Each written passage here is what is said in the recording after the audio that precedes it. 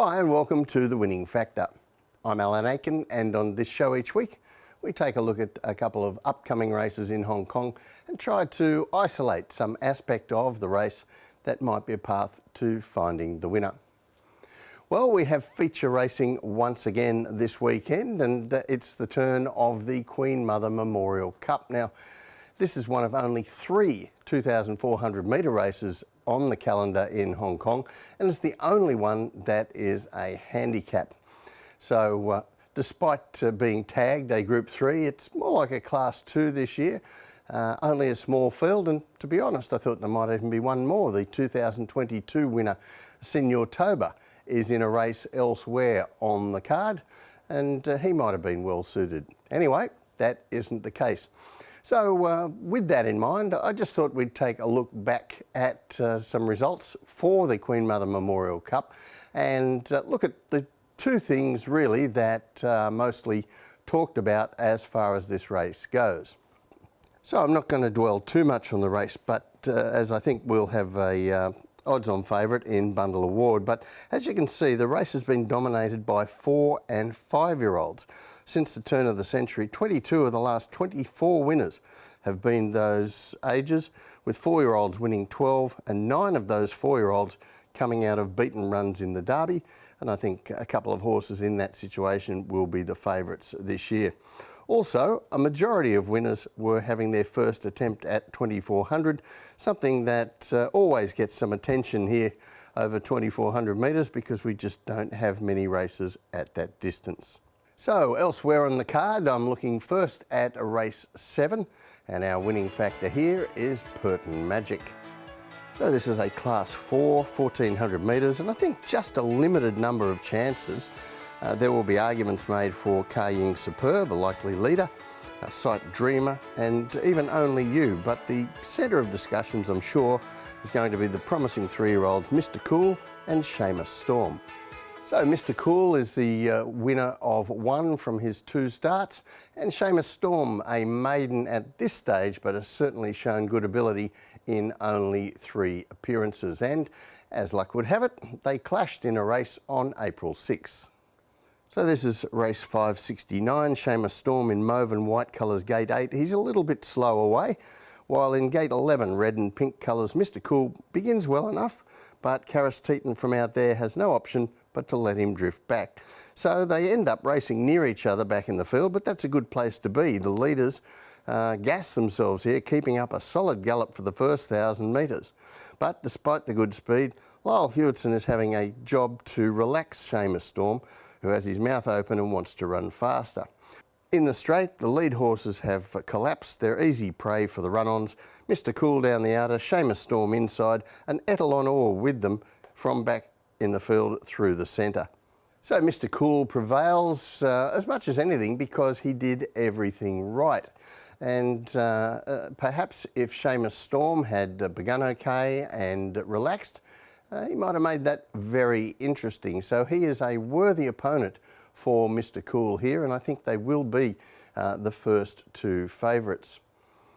And maybe that tractability is where Zac Purton at his first ride on the horse can make a difference. Hewitson did nothing wrong on a green horse, but it's not for nothing Zac has won more races than any other jockey in Hong Kong. Now, what you're looking at here is a table of jockey conversions. Normally, we look at conversion rates for trainers as they don't chop and change horses all that often. But for something different, I thought we'd look at how jockeys perform in the conversion sector. That is, horses coming off 2nd, 3rd, 4th last start, clearly close to a win. You see here since September 2019, Zac has the most wins. That's expected. But also the best strike rate on these runners, which is not always a given. But the one caveat in the figures on the right-hand side, be circumspect about taking short prices with Zac in this space. Market expectations are always high on him. He gets the job done at a better rate than any other rider, but sometimes isn't great value. And if you're looking for value, you can see the guys flying under the radar as far as the market is concerned. Derek Lung, Luke Ferraris, Matthew Chadwick and Matthew Poon. And I think Seamus Storm, as well as Zac Purton going on, does have a race set up to suit him. When we look at the map, Carrying Superb, well, he led up in the race. We saw these two favourites clash in last time when the leaders went too fast, and he'll be one of the leaders again, but there is other good pace once more.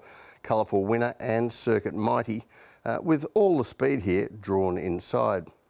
I think Zach's first job will be get out of the gates cleanly on Seamus Storm, then get into a spot tracking up behind the fast horses to give himself a terrific run into the race.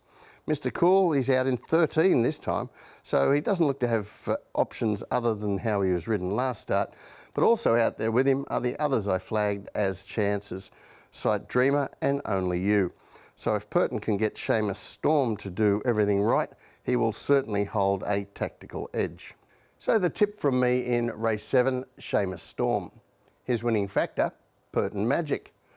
And this horse, he's knocking on the door for his first victory, and those stats show us that Zach Purton is the best man in town when it comes to horses in this kind of scenario. If he can get the horse to do his best from that inside draw, he'll also have the map advantage. The other race I'm looking at this week is race 10, where our winning factor is the map.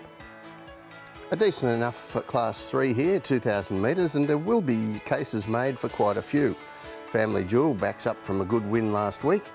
Packing Turbine, Winning Wing and Gold Master met in a similar class 1,800 metres last start, where everything also went wrong for Live and Let Live. He can improve.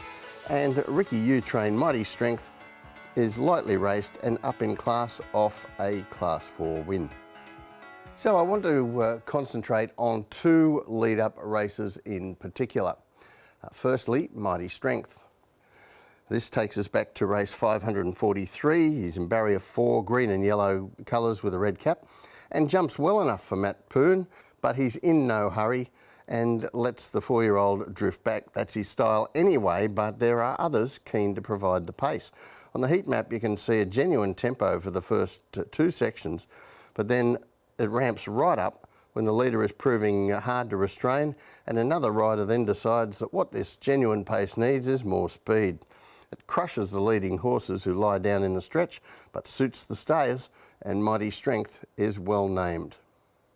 A nice win from an up-and-coming young horse, but certainly with everything in his favour on the map. The other race we're going to take a look at was contested by quite a few of these horses, where Winning Wing beats Gold Master, fourth is Packing Turbine, and the other horse I want to point out on this replay is Live and Let Live. He's the one in red and white colours, makes a complete mess of the start and almost loses his rider, Angus Chung. He's right out the back early. So this is race 590, gate 8, blue colours. Winning Wing begins okay, as does Packing Turbine in gate 10, blue and white, yellow cap. While there are two in pink next to each other much of the race, but Gold Master is the one in the blue blinkers. So the shape of this race was not too fast, not too slow, fairly evenly run, with a minor slowdown into the first turn and then a minor sprint home from the top of the stretch. And that shape brings Gold Master undone. Although he sprints well, he isn't able to quite outsprint the ones up in front of him in the final 400 metres, and Winning Wing scrambles home. Well, hardly impressive, but a win's a win, and he has to go 200 metres further on Sunday, but he's only up slightly in the handicaps, and I think this time he gets even more advantages on the map than he had there. Because this race doesn't look any faster than that replay and may even be slower. There are two on-pace runners, stablemates Lavero and Live and Let Live, but Lavero hasn't actually led for some time, and I think the only way he would here is if Live and Let Live messes up the start again. He would normally be a leader. Purton will push forward on Packing Turbine again, but this start with 100 metres to the first turn on Sunday is less kind to wide barriers than the 1,800 metres last time, where there is 1,000 metres to the first turn, something that works against Gold Master too. He got back and was out-sprinted from barrier 5 over 1,800 metres, now has gate 10 from a more difficult starting point. Meanwhile, Winning Wing slides up behind the leaders from gate 1 and gets a dream trip. Mighty Strength, the other horse we're looking at, has been going well getting back and running on, and even with a step up in distance, I think he looks another who will give away a start. So the tip in race 10, Winning Wing. His winning factor, the map. So I think he had all the favours in the map last time, but he's going to get that again from a trickier start. He's an in-form horse, he's fit and well, and I think he's got an edge in a race that is fairly open. Well, that's it from the winning factor this week. Good luck on Sunday. We'll see you next time.